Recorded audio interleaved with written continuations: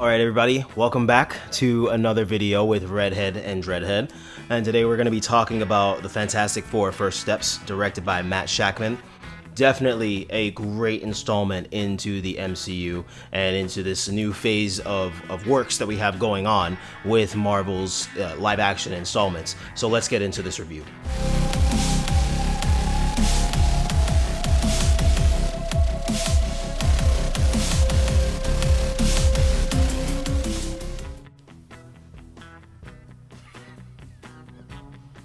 So, first things first, we have Pedro Pascal and Vanessa Kirby as Mr. Fantastic and Sue Storm. Vanessa Kirby was amazing as Princess Margaret in The Crown. My favorite character, for sure. Nice. And playing the other Fantastic Four members, we have Ebon Moss-Bachrach playing The Thing, or Ben Grimm, and Joseph Quinn playing Human Torch, or Johnny Storm. And fun fact, And funny thing, Joseph Quinn actually played one of the other Caesars in the Gladiator 2, and that we thought that was like pretty interesting. Creepy. Yeah, he was very creepy. Very creepy in Gladiator 2, and this was like a whole 360. I remember saying to her in the theater, I was like, man, he has some range, because in Gladiator 2, I didn't really like his character, but I could respect the dedication and the acting. And in this, he was just completely different. Obviously, funny, interactive, kind of a ladies' man, but not really the typical ladies' man chasing after the women. He wasn't really chasing after anybody. One in particular. Well, yeah, but that's for a particular reason. And it's so crazy. I was telling her about some of the other Marvel villains, like Thanos. I was thinking of fucking Squid Game when I said that, so I was like, why did I say that? But wow, that's crazy. Thanos. It's like, oh my god, wow. That came out. I think he's Thanos. It's Thanos, yeah. So I was telling her a while ago, because she asked me about some of the other villains, that are in the MCU, and especially when stuff was coming out, she's like, who's Galactus? And I told her about Galactus, like he literally eats planets. In the comics, it's more like he literally eats planets and devours them. And in this movie, it's a little bit different. He still devours the planets, but it's just done a different way. I'm pretty sure if we see him again, which we should, then they'll kind of dive more into it. But it's so crazy that we finally got our first, live action Galactus. It's like they did it so well. Cool to see. Yeah, they did it so well. And Ralph Ineson played Galactus in this, and I mean, what a great person. What else has he been in? He was in Game of Thrones. I know you haven't really seen Game of Thrones like that, but he was also in Nosferatu as the doctor or somebody like that. Okay. Yeah, he's got some range as well, and I like him as an actor, and his voice and the timbre in his voice and how he carries himself.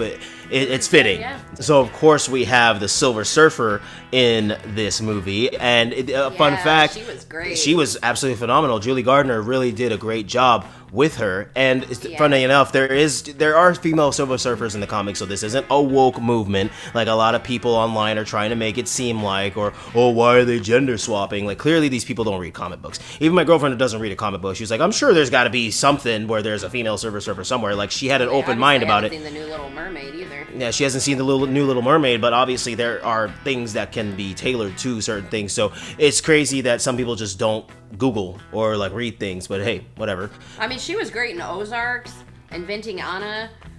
She's got some range for sure. Did a great job, and I like that they use Shala Ball. So there's Shala Ball and Juno in the comics, and they use Shala Ball, and the way how they incorporated her and used her, it was just so great to see. This movie was so good, and I venture to say it was just a little bit better than Superman for me, and that's saying a lot. I'd have to agree. I mean, Superman was great, don't get me wrong, but this one was really good as well. It was a great, well done movie. Within this movie, there were several different comic book references. One of them is like the Galactus trilogy within the Fantastic Four comics, starting with issue number 48.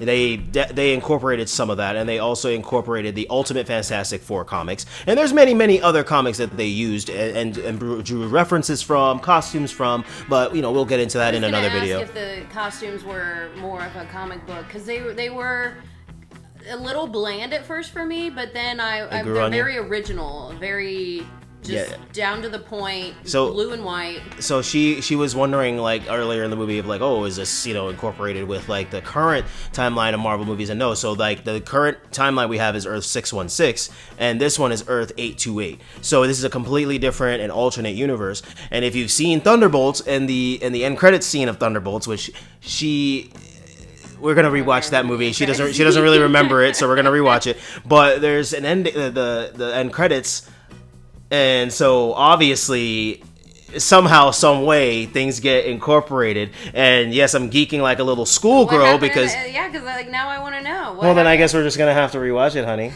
Nerds. I think you mean nerds. I see what you did there. Took a minute. Right over the head. And finally, we have Sarah Niles, who plays Lynn Nichols, who is the chief of staff for the Fantastic Four. And she did a great job, too, you know, like being the spokesperson for the Fantastic Four and also the middle person, but realizing when the Fantastic Four says something and needs something or doesn't need something, she's like, I got you. And she was such a great person to be like the front man, if you will, for the Fantastic Four to deal with like human public relations, because it played a pivotal role in the story, especially later on with something that happens to Sue Storm and Reed Richards and something else. And I know I'm being very vague, to do without spoilers. But I don't really want to spoil it just yet. But there was something like she gave a look, and I looked at her and I was like, that was dope. The way how she was like, I got you. The scenes she was in were pretty good and powerful. Yes, that's a great word, powerful. So the basic premise of this movie is the Fantastic Four. It's 4 years after the fact, so it's not like your typical origin story that we've seen done 10 to 15 to 20 to 30 times, which is something I told her at the beginning of the movie. I was like, I'm kind of glad that they're kind of doing this thing with comic book movies now where it's not really a true origin story. Like they've done Batman's origin story about 10 times now. You know, like they're not doing the whole, okay, they go to space and they hit an anomaly and there's this quantum matter wave, and they touch on it. They touch on it, but they don't like, show go, it. go, they go. don't show it, you know, in its entirety, which would have taken about 30-45 minutes chunk time of the movie. Instead, they pan to it, they reference it, bam, we understand the story, we know the story, bam. And if you don't know the story, then they kind of breeze over it in such a way that you can understand and be like, okay, the basics. Yeah, the basics. Plinko. That's our refrigerator, the ice, the freezer, technically. So after the 4-year span that we've got with the Fantastic Four, we are in this period of time where, you know, everybody knows about them. They know who they are. They've been the Fantastic Four has been taking care of things in the world and helping people, and the marketing is through the roof. There's all these other things, and they get to this part where something comes from the sky. In the trailers, you see who it is. It's a Silver Surfer who is the Herald of Galactus. So the Herald of Galactus is somebody who Galactus chooses to be their forerunner, somebody who goes in place of them to be kind of a warning. Isn't she the one that like decides what planets get devoured? Yeah, or... that's why I say the forerunner, because like she goes and scopes out these planets, and she basically tells these people like, spend your last time with your loved ones. These are your last days. She tells people basically like, you're going to die. Like there's no ifs, ands, buts, or maybes. You're going to die. It's just, you know, you got some time now. You know that you're officially going to die. So make peace with it. Make peace with your family and whoever else, and you know, see you later. See you never. That's the main driving force here, and obviously we know Galactus is the main villain, and we know what Galactus can do: devour/eat planets. So that's the overarching issue here. And then we kind of see the Fantastic Four. They haven't really had much issues with villains up until now, and now this is a huge villain. Galactus runs in with the Avengers, all these other people, and he's such a huge villain in the Marvel Comics. So to bring him in here and see how they did things, it was just so amazing. It's crazy. I was looking at her and I'm like, damn, that's how you do things. It's definitely opening things up for a sequel, for sure. Yeah, of course. And I mean, you know, incorporating a certain character from the comics that is a cosmic entity of crazy power levels. I mean, one of the most powerful and interesting characters in Marvel Comics, Franklin Richards. It's just insane, and I'm so glad that we've finally gotten here with the MCU to bring these other characters into live action. Happens right away. I mean, Galactus, the first like 20 minutes of the movie? No, maybe not. Galactus, Silver Surfer comes in, and it's like, boom, things are off and running, for sure. That's what I was telling her. I was like, damn, they're really going fast, but I like it because they're not doing it in a distasteful way where you're confused. You might have a question or two, but then it kind of somewhat gets answered either shortly thereafter or like later on in the movie. The cinematography, beautiful. The acting. You know, I don't understand this hatred for Pedro Pascal with a lot of people because it's been seen in interviews, it's been seen in articles. The Mandalorian, come on. It's been seen in articles that he does have an anxiety disorder, and I understand some of you men are just jealous because his female co-workers understand that and like him and respect the fact that he's open and honest about it. But there's no need for the unnecessary like, oh, he's a terrible Reed Richards, the horrible Reed Richards. He's this gropey, touchy-feely man who does that. No, he's not. I mean, granted, we don't know everything in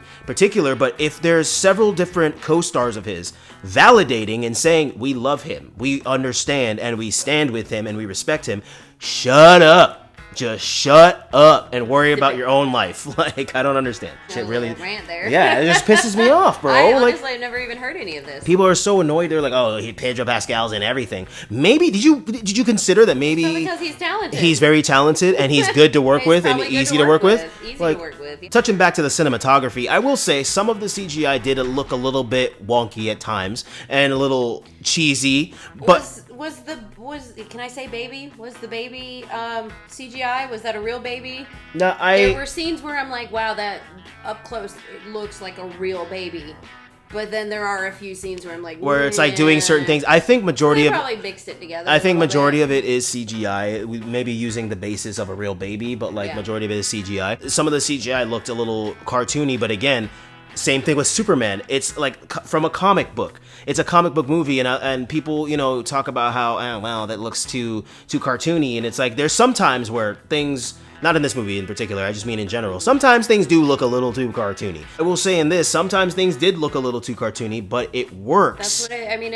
I've never read any of the comics. I don't know anything about comic book stuff, but I mean, it was a great movie. Yeah, it was phenomenal. Very enjoyable. Honestly, very enjoyable. It kind of makes me want to read the comics. Yeah, no, and I mean, trust me, she will be reading several different comics and mangas to the animes that we watch. That's Japanese. They know that, honey. I didn't know that. Isn't she beautiful? So lovely. Isn't she lovely? So yeah, overall, there's not much to really dive more into, guys. It's just, this was a great movie. I understand that there's going to be people who don't really resonate with it well, or people who do resonate with it well. I have to say, again, this is a good movie. It's very well done. The chemistry between people, oh my goodness. Oh, yeah, the chemistry was amazing. And honestly, the first time I saw the trailer, I was just kind of like, yeah, it looks just kind of silly. Like, it doesn't seem like Not me. I was excited. I didn't really want to see it, but it was really worth seeing. Yeah. It was a well done movie. Absolutely phenomenal. 2 thumbs up. Absolutely phenomenal in the aspect of the chemistry between people, how people portrayed their roles and their lines, the direction of the film, the pacing of the film. The pacing of the film was by far one of the best that I have seen, alongside Sinners and Superman. We were like running to the bathroom to get back, and we're like, what did we miss?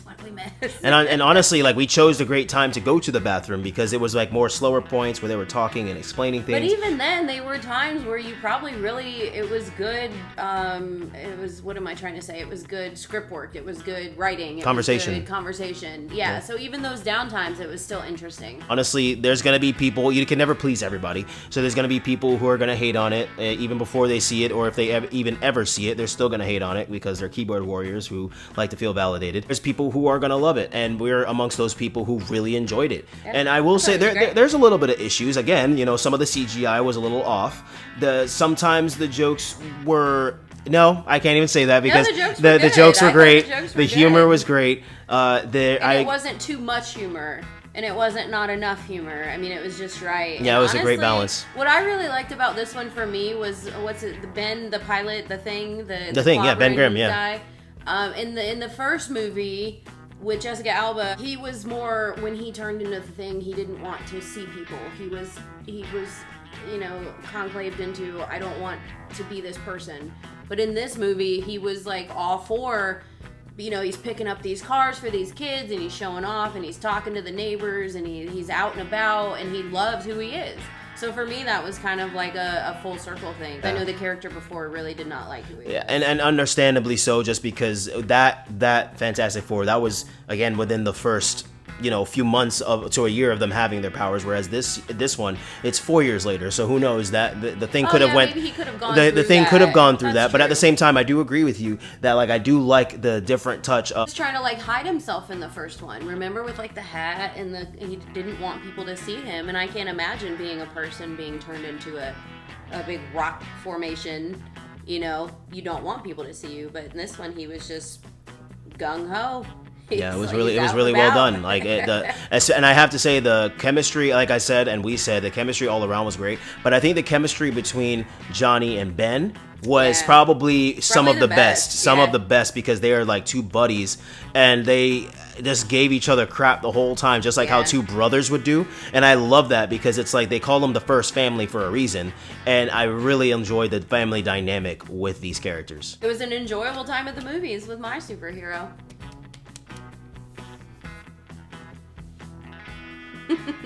Thank you guys so much for joining us in this review, and thank you for having me. Light of my life. She pretty. He's like, why am I doing this with her? No. She knows nothing about these comics. Yeah, but that also tailors into, that's how we can get into more things together. So, hey. Again, thank you for joining us, and I hope that you enjoy the movie just as much as we did if you go to see it. And even if you don't, comment down below. Let us know why you didn't like it or why it didn't work for you, and let's talk about it. Yeah. Everybody's entitled to an opinion, but it's different if you're just out here. Don't be disrespectful. Yeah, don't be disrespectful and just out here hating just to hate and saying, oh, it was just bad because it's just bad. Like, 4 thumbs up. That's... For Fantastic Four. Boo! You aren't subscribed to the channel, please hit that subscribe button and the bell next to it so you can get a notification anytime there's a new video. Ding. Thanks again for watching, guys. Until the next one.